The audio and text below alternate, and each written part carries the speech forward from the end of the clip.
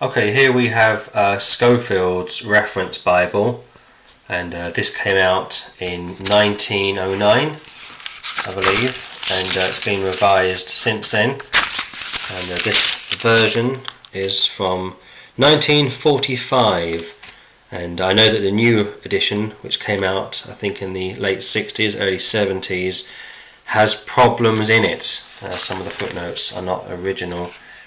One of the disappointments of the Scofield Reference Bible is the lack of footnotes. Like MacArthur, not a lot of information in the Old Testament, but what I do like about Scofield's Reference Bible is he uses Archbishop Ussher's chronological dating from Genesis through to Revelation. All of the translations that I've looked at don't use that, and it is helpful, and I know people like to rubbish it, but it gives us a very clear date from creation through to the present day. Just quickly, if you don't know, Adam to Abraham is 2,000 years, Abraham to Christ is 2,000 years, and Christ to today is another 2,000 years. As I say, whole chapters of the Bible have no footnotes whatsoever, and I don't know why.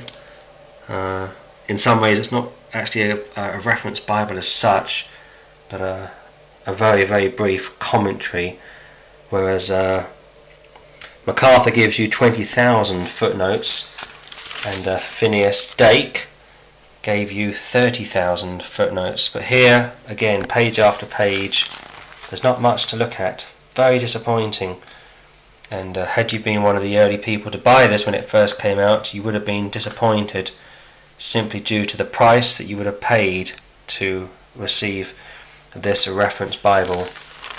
Another issue that you should know, that Scofield unfortunately does correct the King James as and when he gets a chance to, something which he shouldn't do.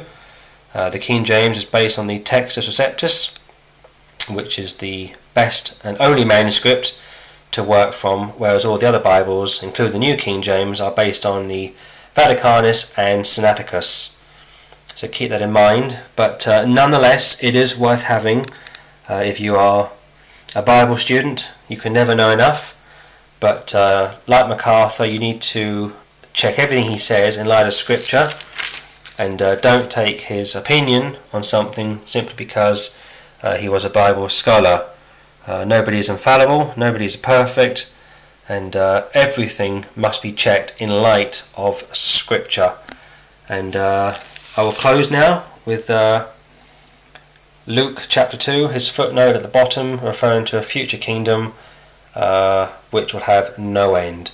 It is premillennial, but not as good as MacArthur's Reference Bible due to the lack of footnotes, and even fewer than what Phineas Dake has, 30,000.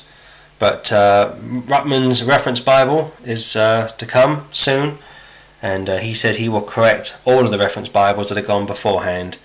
And a friend of mine has a copy on order, and I'm looking forward to looking at Ruttman's Reference Bible. He's 86, and he's a controversial man, as you well know, but he takes the Bible very seriously, and I'm looking forward to seeing Dr. Ruttman's Reference Bible when it comes out, and with MacArthur's commentary, Scofield's commentary, and Ruttman's commentary, I feel I got some pretty good sources to go to.